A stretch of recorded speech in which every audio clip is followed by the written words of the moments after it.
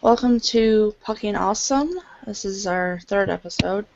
I am the host Cassie, and my lovely co-hosts are. I'm Ari. I'm your resident Chicago Blackhawks fan. I'm Terry. I'm your resident Stars fan. I'm Corey. I'm your resident Leafs fan. Which is always funny. So now, before we get started, quick score update. It's the end of the second period, and Montreal leads Boston 3-0 in Montreal, which is pretty great. The crowd was olaying quite loudly earlier. And the other game on tonight, of course, is Anaheim-LA going to Game 5. So with that, should we move on to a discussion of the second round matchup so far? Sounds good. Yeah. Do we want to start with Boston-Montreal since they're playing? Sure. Seems topical. Same as last week.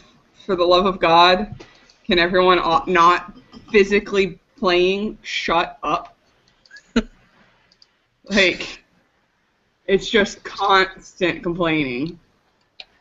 Well, look who it is. You've got Boston, which they're notorious, one of the notorious places where they're constantly going to be talking about their sports teams. And then you got Montreal, which, again, the Habs are like their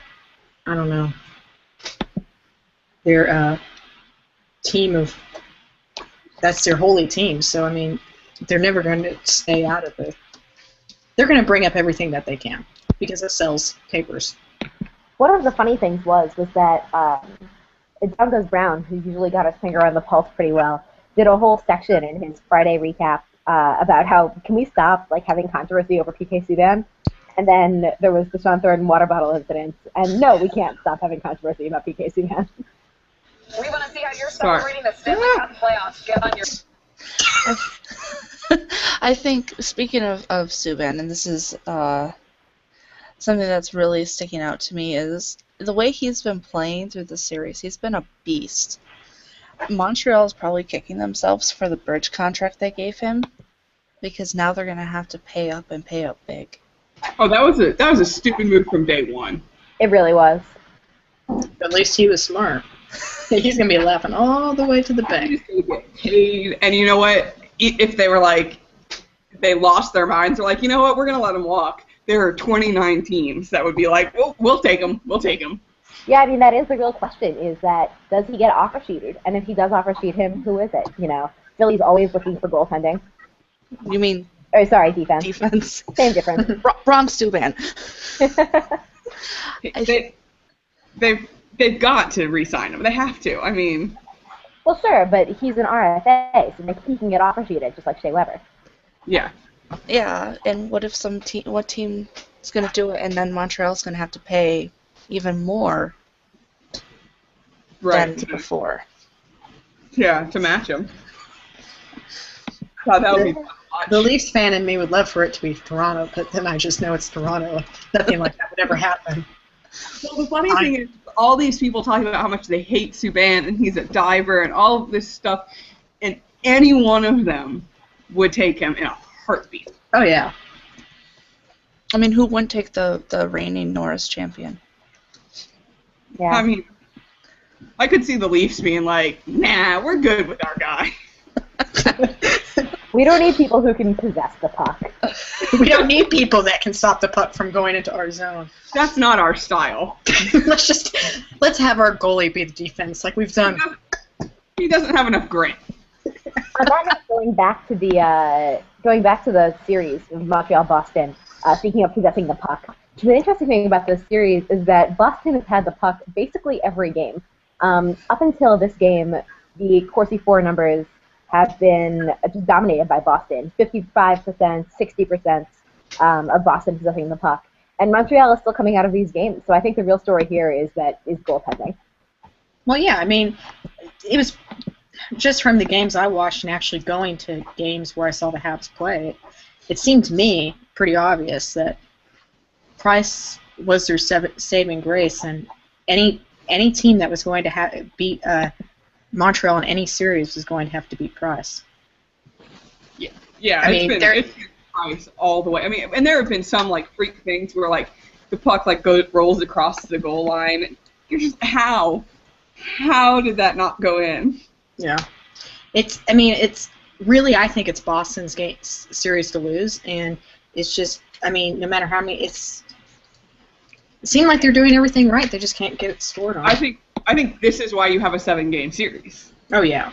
To let those things kind of tend to fall away. And this is why having a long playoffs, other than the fact that it's completely exhausting, is good because you let the things balance out. It's like the Leafs were a good example. I hate to keep harping on Leafs, but they were a good example of it where it's things taken out over a long stretch. They kind of were getting lucky for a long time this season, and by the end of the season, it showed that what they were really doing was barely getting by. Oh, yeah. The Avalanche are a good example of that as well. Yeah. Everyone said at some point the Avalanche's numbers are going to turn against them, and they did. Sorry, Corey, did I cut you off? No, I was just saying, I kind of was really I was torn between being really happy and then just being really depressed. But, what gets me is I really never saw Montreal making it to this conference finals. And at the beginning of this series, individual series, I would have been like, nah. But now, it wouldn't shock me anymore. I guess that's what I'm trying to say. I agree. I wouldn't be surprised. I'd be slightly surprised. I just want Iggy to get a cup. Well, so now this series looks like the series is going to go to Game 7. They can still blow it in the third, but it's 3-0. So let's make the assumption that they're going to close this one out and go to Game 7. 1, Game 7 is going to be a disaster. But 2, who are your guys' picks for Montreal-Boston Game 7? Wait, this week just take it to Game 6. No, isn't it Game 6 right now? Yeah. Never mind, you're right. I think I'll watch that game in like a blackout room. No Twitter, no news channels, nothing. I think you need to avoid Twitter for the next 2 days after that game. It's going to be a hell house. That's a good point. God, if assuming this goes to a Game 7, I just think it would be wonderful for there to be like 8 water bottle squirting incidents. Maybe somebody knocks the net off the pegs just before a goal, and everyone can talk for 3 years about whether or not it was on purpose. Like, if we could have as much controversy as possible. Because if we're going to start a little fire with a Game 7, might as well just go full off. You just want to see the world burn. I hope Danny Briere gets in a fight with, Sean Thornton. I just want to see everything, come crashing to the ground. If we could have a bench brawl, if the coaches could fight. Yeah. Claude Julien, let's see you. But no. Who are your guys' picks to win? Terry, we'll start with you. For all of the series or just Boston and Montreal? Just Boston-Montreal Game 7. Boston. All right. What about you, Corey? Boston. What about you? I want Boston because of my bracket. Right, but I wouldn't be upset seeing Vanek move forward. Fuck it. I'll just say Montreal to be different. Go Montreal Game 7. So hipstery. I know. Yeah, Montreal-New York semifinal. That'd be pretty great. That would be awesome. On that note, should we move on to New York-Pittsburgh? Sure. I haven't caught much of it, but I have seen that there's been a lot of emotion, especially with the water bottle stuff. That's the theme right now, water bottles. It's been like somebody from every team in the playoffs has squirted someone with a water bottle. Nope, not Chicago. Not Chicago or Wild. Just wait. They've moved on from the playground. We don't squirt people from water bottles. It's really hard to squirt someone from a cup. Ooh. It's probably the most harmless, yet the most annoying thing on earth. Like, it's so hard to be mad about because it's so funny. The optics are so bad for the NHL, though, because it's been on every sports fucking highlight reel. The ESPN Top 10 finally has hockey on it, and it's because fucking Henrik Lundqvist squirted Sidney Crosby. And it looks childish. It does. Dumb. We need to stop. But if you were an athlete and you have never done something stupid like that, that's childish on the field, I question whether or not you played. Yeah. I did considerably more harmful, childish stuff than squirting someone with a water bottle. I mean... Oh, yeah. I was goalie one time in soccer in high school, and the opposing team, I caught the ball, and the girl proceeded to kick me in the head. She was mad I caught the ball. I was down on the ground. I got kicked in the head repeatedly, and I was on the ground, and I reached up and yanked her down with me. Like I said, I mean, I played field hockey, and I was a goalie, and you want to talk squirting people with a water bottle? I hit them with my stick. I mean, there's that too.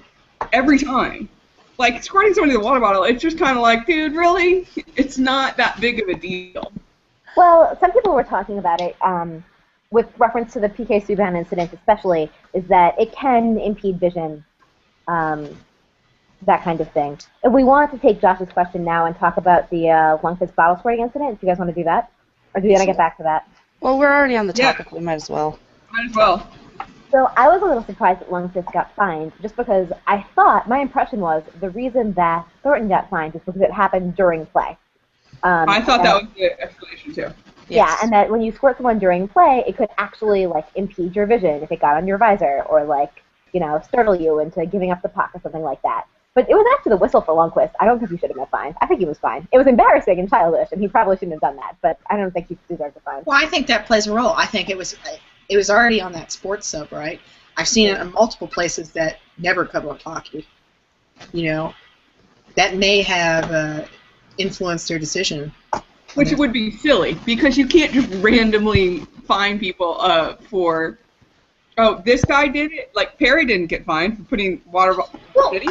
That was so funny. No, that's the thing. That's why I said it's almost like it's a Wheel of Fortune wheel where they just kind of spin it if they decide. Wait, I mean, I don't see any consistency with any of this spinning stuff. a wheel to find people. Shocking. The wheel of suspension? Anybody? Or or like The Price is Right. They sit there with that thingy. Well, I think that they fined Lundqvist based on unsportsmanlike conduct. Now, if they were going to go that route, they should have done the same to Perry. Yes. Because that was quite unsportsmanlike conduct. If you want to fine people, okay, but be consistent. Right. And sorry, go ahead.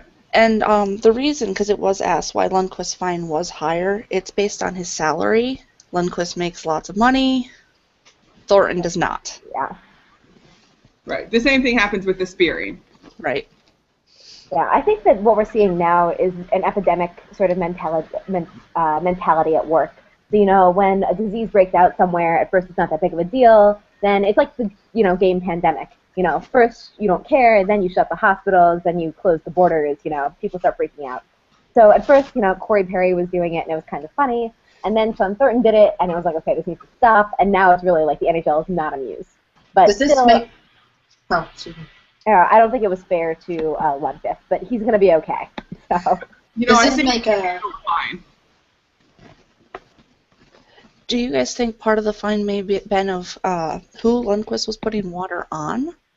No, I don't buy that. I don't either, but Yeah, I don't buy that. it's being tossed around as a theory. So Because anything involving Crosby has to be about, like, I almost feel bad for him that he can never just be another player. Well, I then think make it that's so. Every time if you go see him play, the other team for their local sports stream or whatever, Arizona Fox or whatever, that's the person they're going to interview. It's always him. Well, I mean, he's never going to be able to escape it. No. I he mean, might be able to escape it once we get McDavid into No. the league. Gretzky could never escape it. Crosby will never escape it. And for the love of God, Twitter, I am not saying that Crosby is equal to Gretzky. Be wise. The other news from that series is sort of, I guess we'll probably do predictions about that too, but Lundqvist has been incredible this series. Lundqvist is always incredible, I though. just don't even like Lundqvist. He's just, I love watching him play. I mean, he's I love watching for him him. smile. Yeah, well, I'd watch Lundqvist do anything. But that's true. But he's not had a particularly good year for him. He was good for Sweden in the Olympics, but looking at his numbers, they're not even in the top third of his career. well, But he's been, remember at the beginning of the season, he used the biggest pads out of anyone, and he had some difficulty, I think, adjusting to the smaller pads. I think it was that, and he had a change in coaching and defensive style in front of him, so he had to compensate for a new style of play in front of him as well as new pads. Yeah, Because Torts was all block. yeah. I found it really interesting today how there were multiple posts. There was one that said Lundqvist has posted a 9-2 record with a 1.35 GAA and a .955 save percentage in his last 11 games with the Rangers when they have faced elimination. And the other one saying that the Pens have, what was it, they lost? They've only won one of their elimination games when it's played at home or whatever. I find it very interesting how people are predicting this is the where way they it's had a gonna go. chance to eliminate. Yeah. Well, But, Lundqvist is incredible in elimination games. That's definitely true. You got to get pretty worried for the Penguins because their windows, they've got a while left in their window. But if at the end of this year they haven't made the Stanley Cup Finals since 2009, something's got to change. I'm kind of shocked, remember the beginning of the Rangers season? Yeah. And comparing it with the Pens. And it's one of those things that's what makes the playoffs. I wasn't going to expect this to happen. But things happen. Yeah, I mean, I'd like to see, I like New York. You have a lot of friends and family that are Rangers fans, so I'd be okay with them going all the way. I don't see them getting past. Certainly Chicago, if Chicago makes it to the finals. I think if the Rangers would win it all this year, it'd be a huge upset, no matter who they played. I Yeah. think so too. Because they started off so slow this year. So. But do you guys think, so I guess to wrap up New York, Pittsburgh, let's do predictions. But also, if Pittsburgh loses the series, do they fire Bylsma? And do they trade someone? And if they trade someone, who? Or do they trade a big name, not just someone? I think they would just fire him. I don't think it's any player's fault, and it's most definitely not Fleury's fault this year. Well, he was not very good last night. Well, one game out of however many they've played so far really doesn't. Go ahead. Sorry. It doesn't warrant overshadowing what he has done well this postseason. He's made a turnaround. He hasn't done his thing as hardcore as he has in the past, and I don't think it's fair to put blame on him. And really, only the second goal was a soft goal. The first one was I can't even describe. I mean, he didn't really have a chance. The second one was soft. The third one, he was trying to grab the rebound. Just laying in front of him, and he kept trying to put his glove over it, and his defender knocked it away from him. They kept showing the replay, and he's trying to grab it and smother it, and two defenders were standing there with their sticks trying to hit it out of the way and blocking him from smothering it and freezing the puck. What's he supposed to do? That's a miscommunication between, it almost looked like a panic on the part of the defenders. Well, I mean, Pittsburgh's defense is another question entirely. But so what's your prediction for Game 7? Rangers. I'm going to bank on hot goalie. That's really hard to stop him. That's going to be Rangers. I will say, to be honest, I like the Rangers too. But the Pens power play has really not been clicking. They were 0 for 4 last night. It's not been very good through the series. If they can fix, they have a good power play historically. And so if their power play starts coming along together, some of the big guns start firing, Crosby is due for a bunch of goals, although there's been some speculation about injury or not. I could see the Pens taking the game. But yeah, I've got my money on the Rangers too. Oh, man. Part of me wants to say Pens, but the other part wants to say Rangers. It's been a close series, and full credit to the Rangers for making it a close series too. It didn't have to be. Yeah. Absolutely. Yeah, they've played very well. What about Chicago and Minnesota?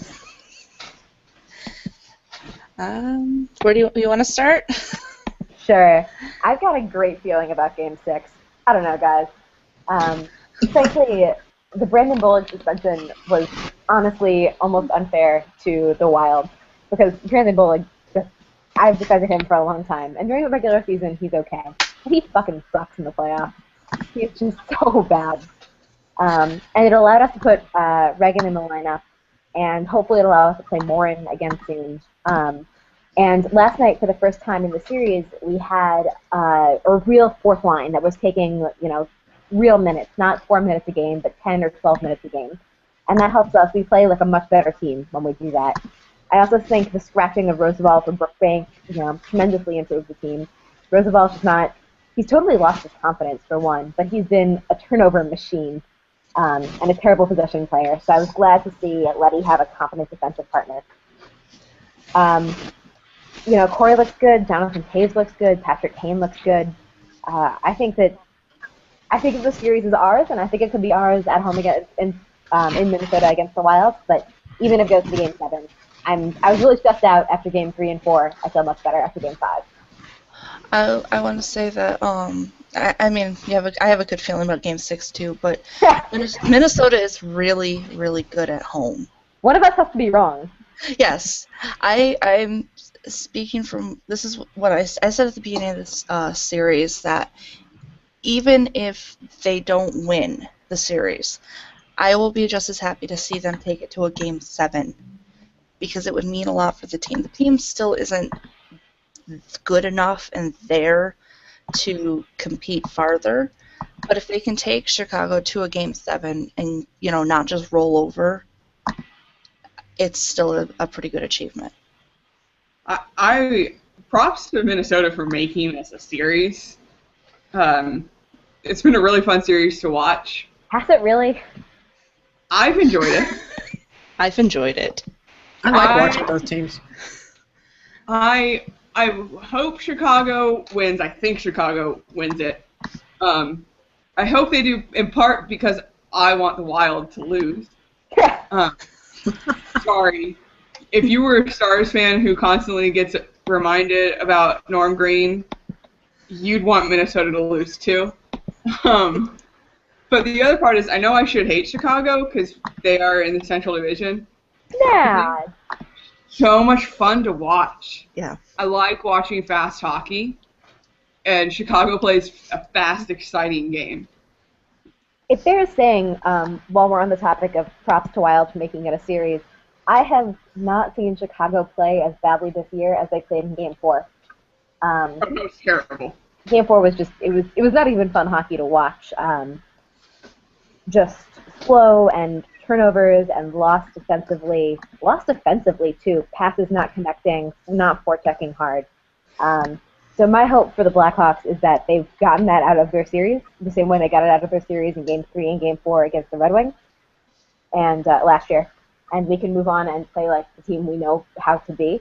But that Game 4 was it was the worst game of the weekend. It may be the worst game of the playoffs so far. It didn't look like Chicago out there. The missed passes were glaring. Yeah. Just watching that was like, they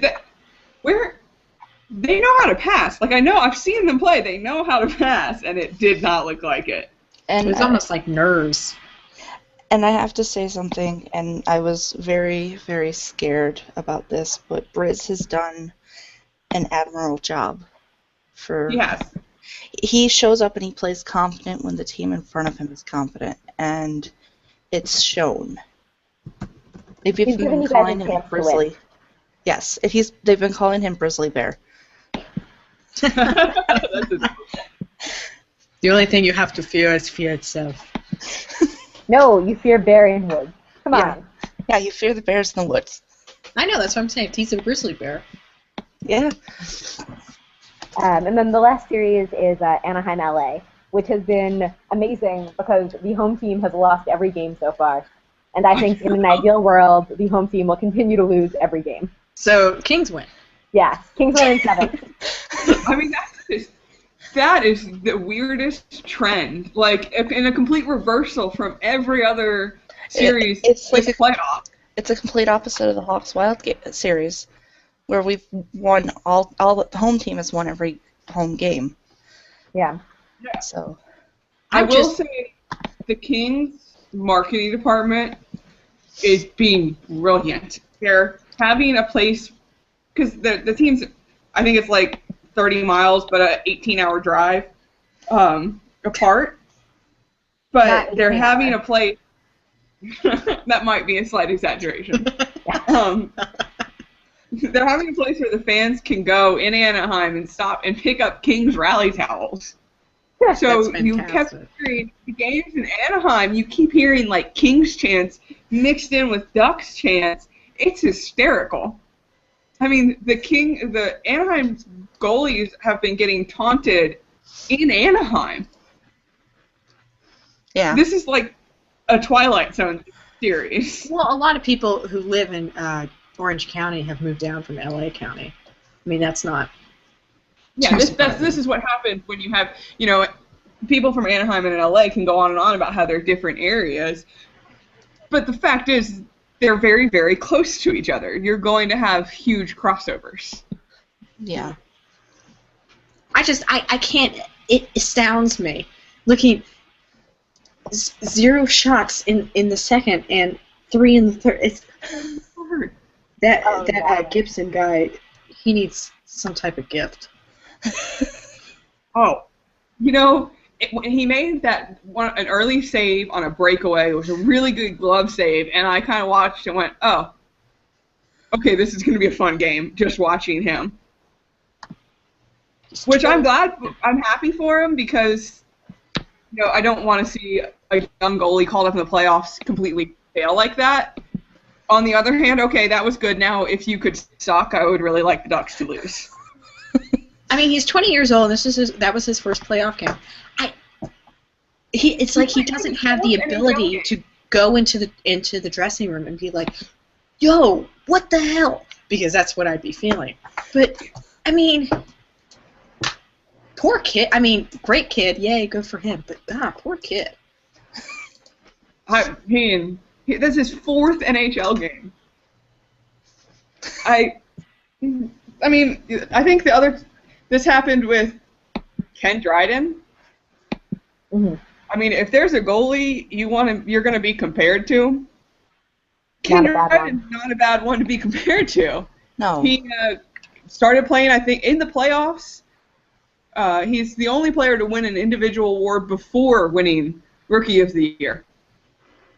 So if this kid ends up being the real deal... some of the words from scouting I've heard is that he's the real deal. Yeah, this is why they didn't want Miller. Yeah, that he's the next big thing in goaltending. So that should be fun for West Coast teams. Yeah. You know what? If the Western Conference, I'm plotting ways to move the state of Texas to the east. The whole state. The Cowboys are in the NFC East. I don't see why the Stars can't be in the East. I just have to say, thank God he's American. We've got Quick, we've got Miller, we've got Gibson. Yes. Oh yeah. Well, Canada's got Martin Jones, who I think is going to be really, really good. So maybe we'll see him in 2018 or 2022. Yeah, West Coast. Why do you steal these people? I mean, I know they didn't pull him for his performance, but even if you're told that, it's still got to suck sitting there watching your team lose from the bench when you're the starter. Well, so I don't know if this is true, but what I heard was that Daryl Sutter told the team that they weren't a good enough team to play in front of Jonathan Quick. Right. Which I hope is true, because that's a great thing to say in the locker room. Yeah, Can you just imagine him mumbling that, though? I mean, that's hilarious. Jeremy Roenick called that at intermission because he said, I've played for Sutter. I know how he thinks. I guarantee he's in there telling him that they've played like shit and Quick doesn't, and they don't deserve Quick. Well, then maybe it just came from Jeremy Roenick and it didn't come from the No, locker it room. came from other people afterward. I think Sutter actually said that he did not pull quick because of his playing. That it Well, they had always nothing say that. They say that every fucking time. I laugh every time Roenick comes on. He looks like a surfer dude that's lost his way. He didn't into hockey. I mean, I've never liked Roenick, so you know. Okay. He's had his moments. When he cried because the Blackhawks would win the Stanley Cup, I really felt that. I really felt that because I also cried when the Blackhawks won the Stanley Cup. Yes, but it's Jeremy. You I can understand. Well, I mean, Jeremy, I just can't take anything he does seriously. I can't either. so on that news, let's take some questions. Okay, where do we want to start? Do you want to pick a question? No, I'll let you handle it because you've got all the notifications. All right. Josh asked, what is your favorite goal song and why is it Chelsea Dagger? And Chelsea Dagger is not my favorite goal song. No. So. That's a great question, and I would say Chelsea Dagger is my favorite goal song for 3 reasons. I can give you an itemized list. 1, it's really catchy, and I think that that's excellent. It's really easy to sing in the stadium, part of being catchy. 2, it's unique, so it inspires a special fear in opponents. You know, if you just have a generic goal song, then they don't know to specifically hate your goal song. And 3, I like it because I have positive Pavlovian associations. If you want to go with unique, the Stars game or goal song was written just for them by Pantera. So we'll win in any unique contest you want to have. But this is why Chelsea Dagger is my least favorite song. Well, it gets stuck in your head. Yep. Which, you know, I don't really want, especially when I'm watching them play the Stars, I don't want the Chelsea Dagger stuck in my head to remind me of goals scored against us. That's another reason I like it. You can hear it so clearly on TV. I have to mute it when I'm watching. I went to a game in Columbus, a Stars game in Columbus, where I had to hear that stupid cannon fire 4 times, 6 if you count the beginning and end of the game. And I left the game, and I walked across the street into Jimmy John's to get dinner. And I walk in, and what is playing on the radio but Chelsea fucking Dagger? I almost turned around and walked out. Yeah. Then here's another one. Oh, I'm not done. I have a cousin who's a Blackhawks fan, and he's a New York Yankees fan, and he for Chelsea Dagger, and also my hatred for the New York Yankees. And I get a text 2 weeks ago. Hey, I'm at a Yankees game. The Yankees just hit a home run. Guess what song they're playing? Oh no, I don't want that association.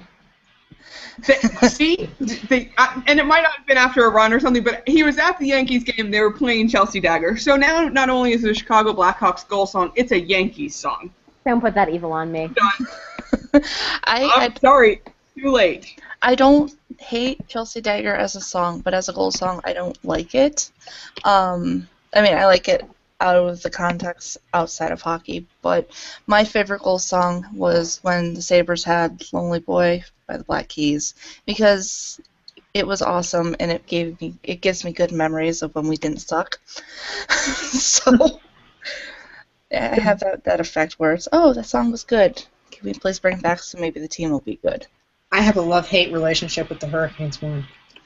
I don't know if any of you, so if you go, sometimes I think the DJ/sounds person just likes to fuck with people.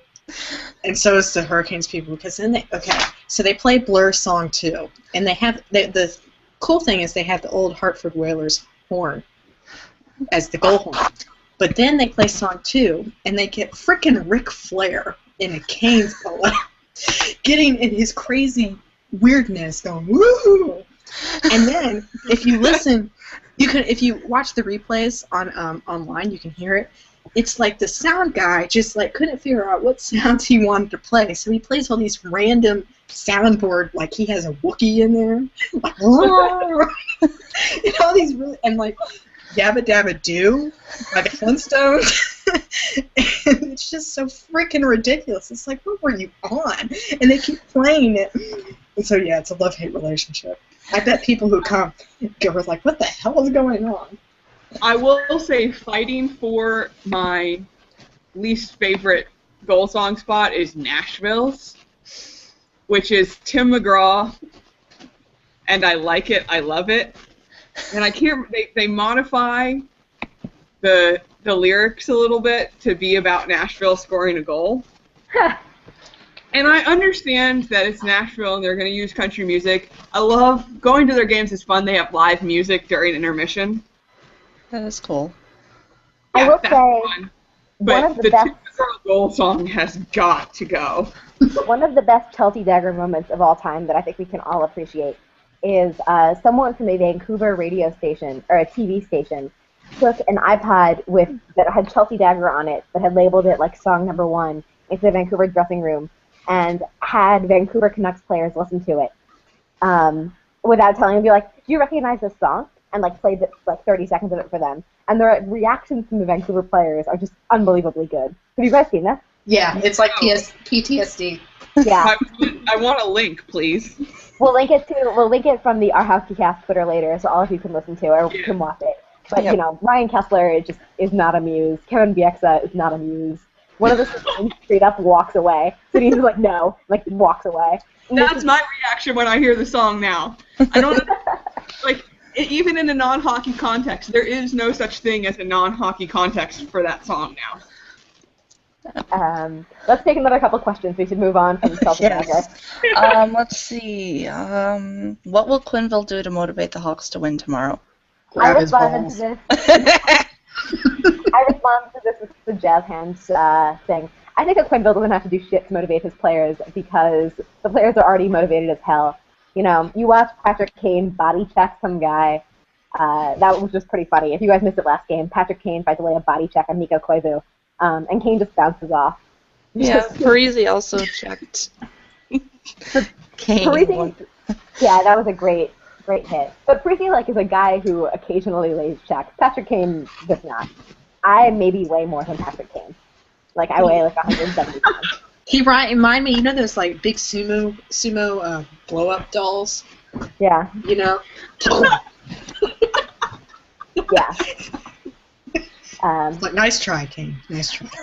So you watch Patrick Kane laying body checks, and you watch Michael Hanzu's blocking shots. This is a motivated team now. They do not want to bow out against. They don't want to bow out at all, but they definitely don't want to bow out against the Wild. Well, so that's what he's going to do. He's going to play Let's Get Physical. Let's get physical. I think I hope Michael we get Hanzu. some leg warmers, and they do a whole thing before the game. Now that would be a great video that they put on their website. Yeah, I'd I'd watch love to that. see Kane and Taves Awesome. and leg warmers and leggings. Little leotards. Okay. Wait, so do we- Montreal scored, by the way. It's now 4-0 Montreal. Yeah. There Jeez. was 4 minutes left. All right. Do we want to go into another question real quick? Yeah. What do you think of this year's draft picks, and who do you think is going to pick who and why? So, Sabres fan? Sabres fan. Sabres will be taking, according to GM Tim Murray, best available. So, if Panthers screw it up and don't pick Ekblad, the Sabres will probably pick him, even though we have a stacked defense prospect pool. Yeah, So- but even if you have a stacked you get a better defender and you turn your prospects into a trade pool. Yep, that's what we did with Brandon McNabb at the trade deadline. We traded him to LA for gave them back a couple picks they gave us, and then got a couple forwards in return. So even if we have to draft, somebody who may be better than what we already have, we can turn somebody around. And it's really hard to get that concept through a lot of people right now. But if we don't get Ekblad, it's going to be one of the Sams, definitely for the Sabres. For the Stars, I honestly don't know. We desperately need defense, but I don't know that getting a draft a new draft pick is going to do that because we need it yesterday. The thing, like, we have such a strong prospect pool. The Texas Stars, the our AHL team, is excellent. Playoffs. I trust, this is where I just completely trust Jim Nill. I'm so happy we have Nill. Yep.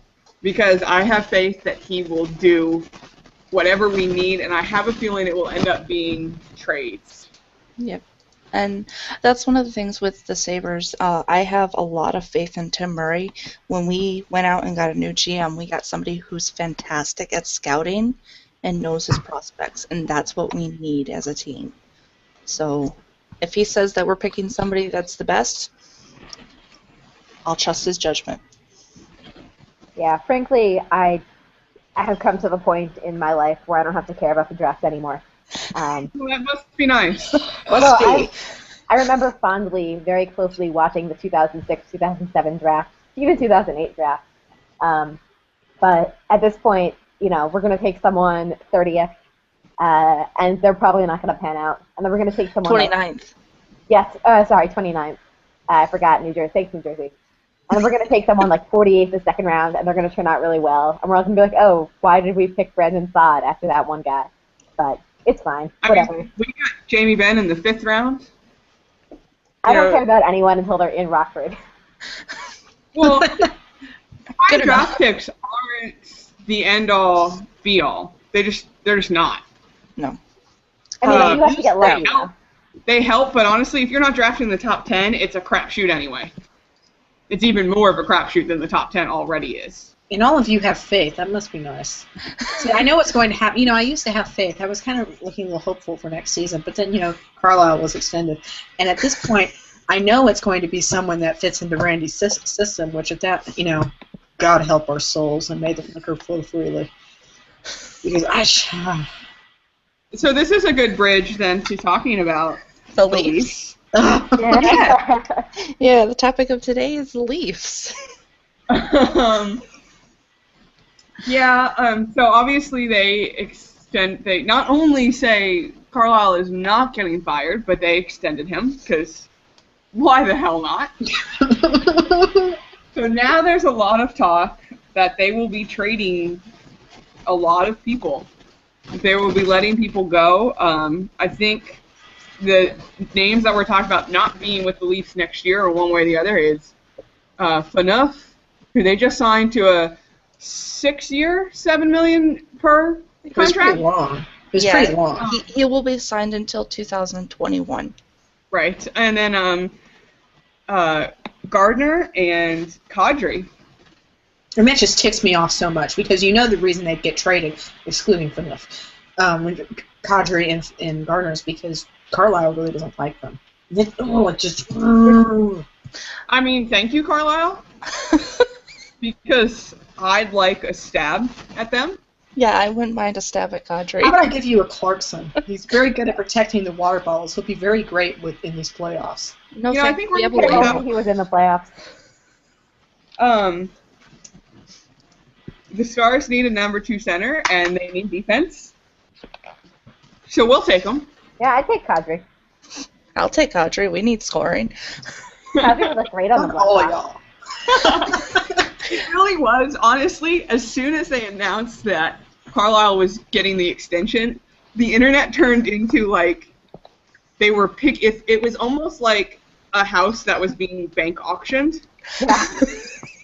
People were just walking through, I'll have that, and I'll take that, and I'll take that. It was hysterical. I mean, and I was doing it too. I was on Cat Geek. That's not bad. Somebody called it, I said it's like an expansion draft, but in reverse, and somebody said it's the collapsion draft. Now, some of the rumors I was hearing, that the reason they might want to trade Phaneuf, if it happened, now I'm hearing it's not, but they don't want him as captain. And, stripping a C from a player isn't always a fun situation. So... Yeah, fuck you, Mark Madonna. Or fuck you, Madonna. Not Madonna, sorry. Messier. Mike Modano got his C taken away. Yeah, but I was blaming Messier. It wasn't. Right, but I'm saying, I was going to bring that up anyway. if they're a good player, if they're a team player, if they can realize, you know what? I think with Mike Modano, if he didn't play well when he had the C. He had a terrible season. So they're like, you know what? We think Brendan Morrow is a better guy to have the C. And that was it. I think Phaneuf is, I think it's twofold. If Phaneuf can handle it, and I think what would make it the downfall is the media and the atmosphere in Toronto. And I think upper management, I mean, if they can't go about it tactfully and be reasonable about it, and based on their track record, I don't think it would happen that way. Exactly. Let's face it, reasonable and Leafs management aren't usually things you hear together. I never really understood what true road rage was at that point. I was 3.5 hours away from home, and I stewed the entire time. I was gripping my wheel with like this look on my face, probably like ghastly. But I mean, I just can't. Shanahan, what the hell? But I mean, if they do trade for enough, Lupa will get the C. So I mean, then wouldn't that be that bad? I mean, I wasn't too terribly impressed with signing on what they did, but I mean, he was the big penalty killer. You know, he was always out there, you know, on defense. I mean, he had a good pace built around him. So if he does get traded, you know, good luck to anybody else who gets him. Now, with Phaneuf being traded, who's going to take on that contract? They're going to have to retain some. Yeah. I cannot see Phaneuf being traded. I've said before on Twitter, I think I would be okay with Dallas taking Phaneuf, provided Toronto keeps some of that contract. Because that's an awful cap hit for what you're getting. And for that length of time. I mean, he's not really that bad of a defenseman. Not at all. Yeah, he's just a second pairing defenseman. He's not a $7 million defenseman. Exactly. Thanks, Leafs. Especially, I mean, it'll go until he's, 36, his contract? Yeah, it's not terrible. It's just the amount of money. Oh my god, the Montreal Canadiens just tweeted #Stay Classy. Oh my god. Wait, what did they tweet? #Stay Classy. Why? Why would they do this? Oh my god. Oh, Montreal. Oh. That's going to be a shitstorm. Oh, that's... To be fair, Iginla and Lucic did just sort of like double team David Desharnais, who was clearly trying not to fight. So that happened. Down goes Brown. Down goes Brown. Some pro-level instigator baiting there by Montreal. Which I don't know if he's referring to their Twitter or something that happened on the ice. I've already switched over to the LA Anaheim game. Apparently something maybe was thrown on the ice or something. Everyone on Twitter is that this is hysterical. Everyone's trying to figure it out. Yeah, there's a lot of shit going on. I'll keep an eye on it. Anyways, we should continue either on the Leafs or whatever's next. I don't... do we have any... Do we have any more questions? I'm sure we do. Oh yeah, we've got questions. Let's do the questions then. Yeah, let's see.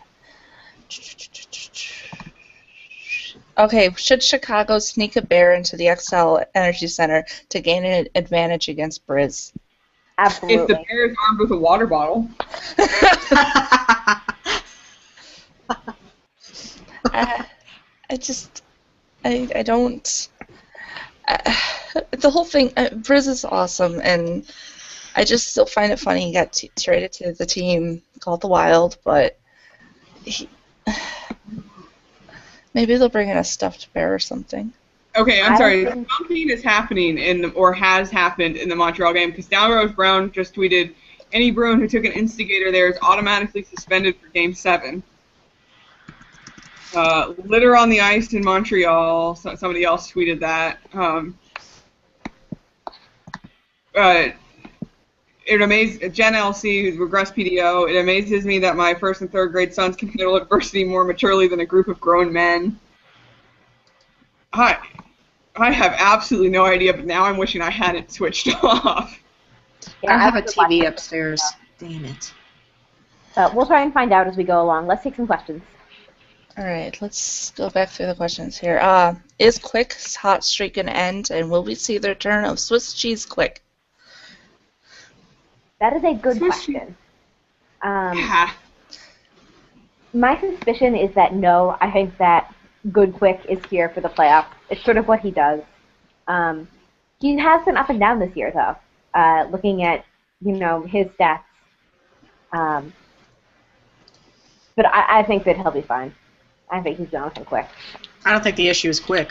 I think the issue is LA being able to score. Yeah.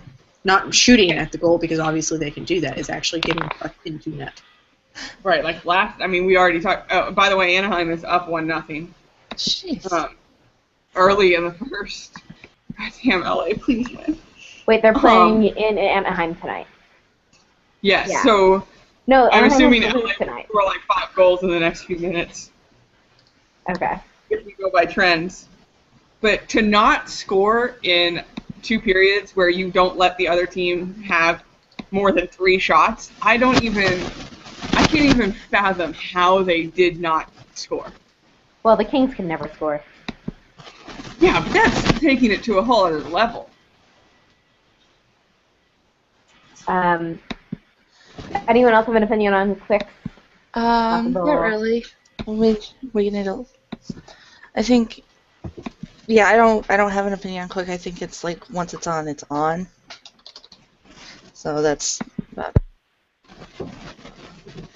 All right, other questions? Let's take 2 more and then let's wrap it up. We're getting close to an hour, I believe. Yeah, let's see what. So yeah, tongue-in-cheek question: Can we nuke Montreal? No, we can't do that. The fallout would hit New York, and then David Gamboa would be sad. So let's not. Yeah. Also, that whole nuclear war with Canada. Yeah. I don't think you start nuclear war with a country you border. Well, Canada doesn't have nukes, so it can't be nuclear war.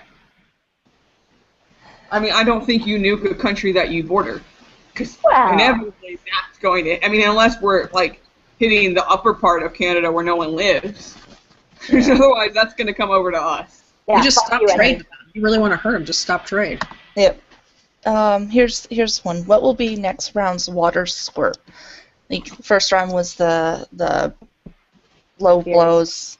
The spearing in the nuts. Yeah. So what do you guys think the next round story is going to be? Something with sticks. Yes, I think sticks. Everyone's going to pull a Corey Perry and start taking sticks out of players' hands. Yes. I think that's what it's going to be. Or was it Crosby who kicked the glove? Yeah.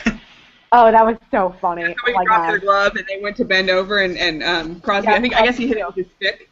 Yeah, batting Giroux's glove away. That was my favorite moment of the 2012 playoffs. Yeah. So I think it's Billy going to be. Finn got so mad.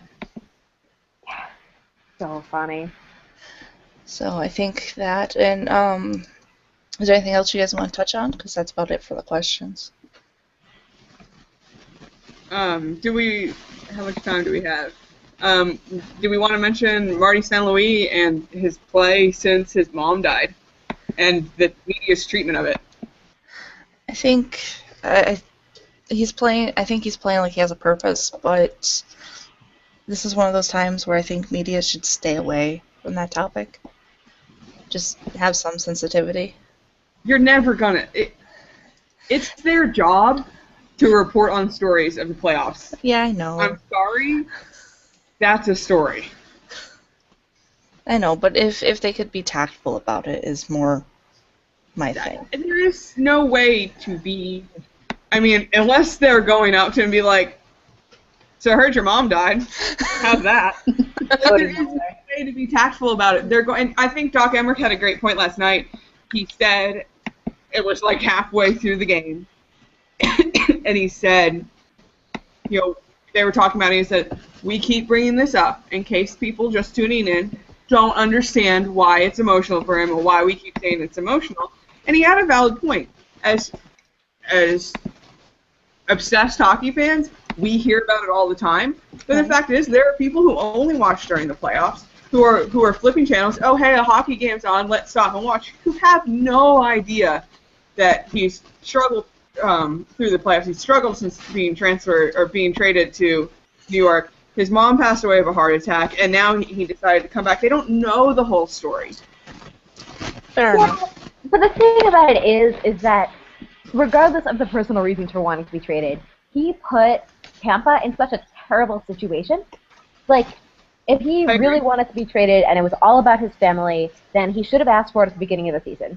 Instead, his parents didn't live in New York. So we can actually take that possibility off the table. I think from what I understood, it was his wife's family. Yes. And either way, the fact of the matter is that he waited until after the Olympic situation, threw a temper tantrum, and demanded a trade. I'm so happy for him that he's playing well right now. I'm happy for the Rangers. I feel for him with his mother dying in the playoffs. That is, one of the worst losses that anyone goes through. And, my heart goes out to him. But I still think badly of him because of the trade. Wait, I thought it was mentioned, like, when it came out that his mother had been ill for some time. Yeah. But it was an unexpected heart attack. Okay. Yeah, I understand why people are sensitive and they don't want the media to harp on it. On the other hand, that's their job. That's their jobs. It's not always easy, but if you think about it, if you take it outside of just sports, there's a tornado that devastates a town. The news goes and covers it. They're talking to people who've lost everything because that's their job, because you want to know and you want to be informed. Then somebody has to ask those questions. Fair enough. I mean, hopefully it'll wrap up soon. Once the series wraps up and they move on to the next series, it'll inevitably get buried beneath, whatever coaches are saying and stuff. Yeah. We have one last question. Do we want to touch that and then close it up? Yeah, hit it. All right. Who is your least favorite and most favorite announcer so far in the playoffs? Anytime I get a chance to not listen to NBC, I'm all over it. See, I like Doc. I like guys who are so excited about the game. That's why I like listening to Jack Edwards. That's why I love Ralph and Razor at the Stars. And Razor's been doing some commentary for NBC. I don't know if anyone else feels this way, but has Pierre been less Pierre than normal these playoffs? I feel like they've been going to him less. They've been throwing it to him less. Maybe. I feel like Pierre has annoyed me less than usual.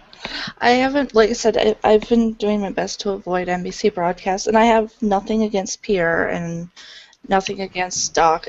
I dislike Mike Milbury, so I choose to find alternate options, and I prefer listening to TSN or CBC over NBC, just personal. I really like listening to, I don't know if he's doing it again, but the Hurricanes announcer has been doing quite a few NBC games, and it just proves to me that he's sacrificing a lot because he's much better than the team he broadcasts for. He deserves more recognition, but I also like listening to Puckin if I ever catch the CBC feed. You're not talking about Tripp, right? You're talking about someone else? No, I'm talking about the actual play-by-play guy. Tripp is the color commentator. Tripp is Tripp. Tripp is pretty obviously Tripp. Yeah. Can't miss Tripp. But no, I mean, I kind of enjoy watching Milbury and Roenick together because I really want fire to really happen. But I just can't stand Milbury and I can't stand Healy. So it's I won't watch the NBC feed, but then I'll watch the CBC feed, and then I get Healy. See, I very rarely listen to the intermission reports because I can't stand Mike Milbury, and I can't stand Jeremy Roenick. So I'm like, okay, so I turn on Netflix during intermission. Well, guess I'll watch this for 17 minutes. It's just, I have yet to, I can understand some people liking Roenick, especially people who don't remember hating him so much when he played. Well, I loved him when he played because he played for us. Well, then I hated him because he left us. but I But loved him for a two, while. I have never in my life heard somebody go, you know, that Mike Milbury, I really like him. No. Yeah. I don't know. I don't like Jack. I don't like Edwards. I just don't like him. But to be fair, I don't really like any commentary. I'm pretty picky. The one thing I do love is I live for Coach's Corner. Like, I didn't grow up with it. I only discovered it when I started watching DLC feeds. It's so fucking entertaining. Like, whether I like what he says or don't like what he says, hint, I never like what he says. I always love listening to it just to be upset about it. The only thing better than Coach's Corner for me is Don Cherry tweeting. I see, and I've got spoiled because I've listened to Ralph and Razor the entire time. I mean, my whole life. I think Razor came on. Ralph's been there for forever since, basically since the 80s, I think. Razor came on like maybe 95 or 96. In my case, it's the same. I've had only RJ for years. I love them. Yeah. Oh, When I I like listening to him. Other announcers, I'm like, oh, okay. And they're great all across the board. You know, when the Stars aren't playing well, they call them out. When other teams are playing spectacular, they'll gush over them. They're homers in the sense that they talk about their team more, and they clearly like their players. But that's what a team announcer is supposed to be. They work for the Stars. Yeah. Well, on that note, LA scored, so we're now 1-1 in Anaheim. Woo. Yeah. But that's how it is with RJ and Rob Ray right now. This season was rough on not only fans but them. Like, they were ripping into the team at some points, and some of the games were really boring. And we had a game where RJ was bitching about a whistle going off in the crowd. And we're just like, okay. I think for us, the Pepperly game really showed how good Ralph and Razor are. Yeah. They handled that fantastically. I mean, it would be so tempting to spend that time where you didn't know anything speculating, and they didn't do that. And they left dead air. I think there was a total of like 6 or 7 minutes of dead air over 20 minutes, over a 20-minute time period. That's brutal. Which is a lot, and I think it shows good broadcasting to not feel like they had to fill it. Right. But let's wrap it up. Yep. Okay. Tomorrow's games are Chicago and Minnesota, and it's Pens Rangers, right? Yep. Yeah. Pens Rangers game 7. So we should talk about what you're most excited for. Obviously, I'm excited for Chicago to hopefully close out the series, get some rest preparing for whoever comes out of California. I'm excited for Chicago. I mean, that's going to be a great game. And Chicago fans, just so you know, the cousin I referenced earlier clicked buy on a Kane jersey about 30 seconds before Kane scored the goal, his goal last night. So it's already a lucky jersey. So you have that going for you. Well, I want to see that game, but just I'm on the other end. I'd like to see the Wild. I want to see them take it to a game 7. I want to see that happen. And I'm excited for the Pittsburgh Rangers game because I just want one facet of the drama to end. We need. I don't know. Something. It's something. It isn't much, but it will get me through. Yes. Lord knows Game 7 of the Habs Bruins are just going. Ugh. I'm ready for that. I'm already freaking out because of it. That's going to be so much fun. Just before we go, James Myrtle, which is at Myrtle, just tweeted a picture of Habs fans running around outside the arena with a bear skin, like head attached to it, like a rug you'd see in a movie. Oh, I love Montreal so much. just if Montreal wins, the city burns. If Montreal loses, the city burns. Oh, just like Rome. That's wonderful. Stay you, Montreal fans. Never change. Alright, so just to finish this up tonight, make sure you can catch the After Hours podcast. It should be, I don't have a time, but it's usually 11:30 to midnight-ish Eastern time, so go ahead and catch that. And check out the our HockeyCast subreddit. All the episodes are posted after they're finished. So. And thank you guys for tuning in. Signing off, I am Ari Raid on Twitter, Ari Raid on Reddit. And I'm Terry, T-Rex20 on Reddit, and T-Rex20 on Twitter.